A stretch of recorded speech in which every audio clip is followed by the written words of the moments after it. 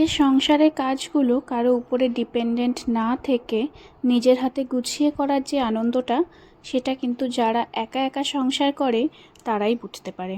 Hello everyone, আমি রিনি। আমার একটা নতুন দিনের নতুন ভিডিওতে তোমাদের সকলকে অনেক অনেক ওয়েলকাম।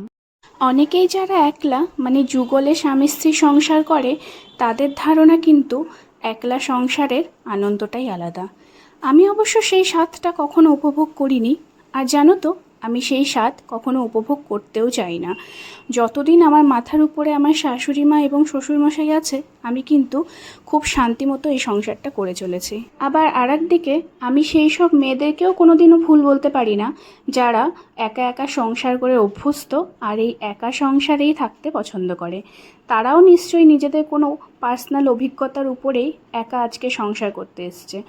কোনো মেয়েই কিন্তু বিয়ের সময় বা বিয়ের আগে চিন্তা করে না যে তারা একলা সংসার করবে বা শ্বশুর শাশুড়িকে নিয়ে সংসার করবে না। হয়তো দীর্ঘদিনের জমানো কিছু খারাপ অভিজ্ঞতা তাদেরকে আজকে এই পরিস্থিতিতে এনে দাঁড় করিয়ে দিয়েছে। দিনটা ছিল শনিবার, আর শনিবারের ব্লগটা তোমাদের সঙ্গে আজকে শেয়ার করছি। শনিবার মানেই তো ভেজ ডে। রান্নাবান্না করার আগে কিছু কাজ ছিল যেগুলো করে নিচ্ছি। আমি না সপ্তাহে 2 দিন আমার বেডশিটটা চেঞ্জ করি। একটা হচ্ছে বৃহস্পতিবার, আর একটা হচ্ছে উইকেন্ডের মধ্যে যে কোনো একটা দিন। তো লাস্ট উইকেন্ডে আমি স্যাটারডেতে আমার বেডশিটটা উঠিয়ে দিয়েছিলাম ধোয়ার জন্য। সব কাচার জন্য তো আমি দিয়েছিলাম ওয়াশিং মেশিনে, কিন্তু এই যে গায়ে দিচ্ছি যেই চাদরটা, এটা ভাবলাম বেশি একটা তো নোংরা হয়নি, তাই হাতেই কেচে দিলাম। আর এই চাদরটা দিয়ে যতবারই আমি ধুয়েছি এত রং বেরিয়েছে, তাই অন্য সব জামা কাপড়ের সঙ্গে না ওয়াশিং মেশিনে দেওয়ার সাহসটা কুলিয়ে উঠতে পারলাম না। জানো তো, অন্যান্য দিনের থেকে বেশি এই মঙ্গলবার আর শনিবার আমার আর আমার শাশুড়ি মার চিন্তা থাকে যে নতুনত্ব কী রান্না করব। আমার বর সৌমেন, ও সব কিছু একেবারেই খেতে চায় না, তাই ওকে নতুন নতুন কিছু বানিয়ে দিতে হবে। এই শনিবার ফ্রিজে দেখলাম অনেকগুলো ঘি করলা আছে, কাঁকরোল। তো আমি ভাবলাম ওই যে আমার পিসি যেভাবে কাঁকরোলের পুর ভরে ভাজাটা করে সেটা করা যাক, খেতেও ভালো লাগবে আর একেবারেই নতুনত্ব একটা খাবার।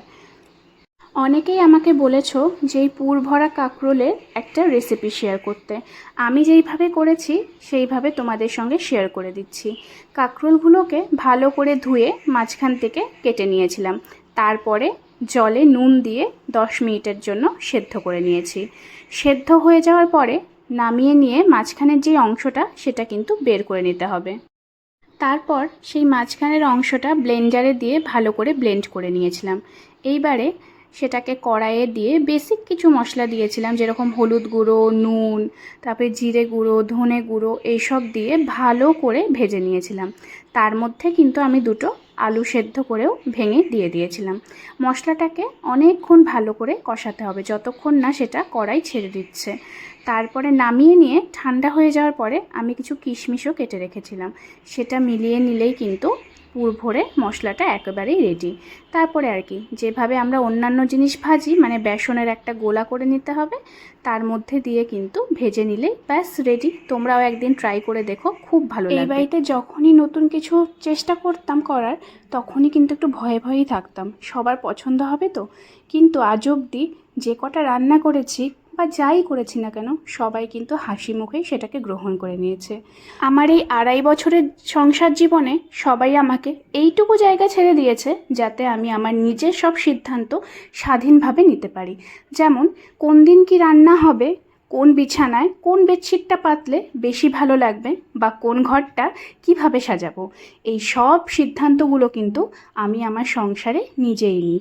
হ্যাঁ, সব মেয়েদের কপালে একই রকম সংসার হয় না, একই দিন যায় না, কিন্তু যারা যারা সবার সঙ্গে মিলে সুন্দরভাবে নিজের ডিসিশনগুলো, নিজের সিদ্ধান্তগুলো নিতে পারছো, তারা কিন্তু আমার এর আগের দিনের দেওয়া ডাইনিং টেবিলের ভিডিওটাতে সঞ্চিতা আমাকে কমেন্টস করে বলেছিলে আমার এই উডেন খাটটার আমার বিছানাটার একটা ভিডিও দিতে।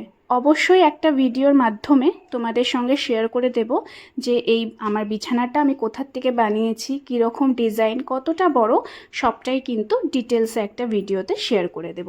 দেখো, তোমাদের সঙ্গে কথা বলতে বলতে কিন্তু আমি বিছানার চাদরটা নতুন করে পেতে নিলাম।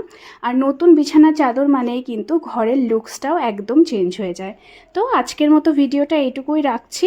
কেমন লাগলো অবশ্যই কিন্তু কমেন্টস করে জানিও। দেখা হবে নতুন দিন অন্য একটা ভিডিওতে। ভালো থেকো।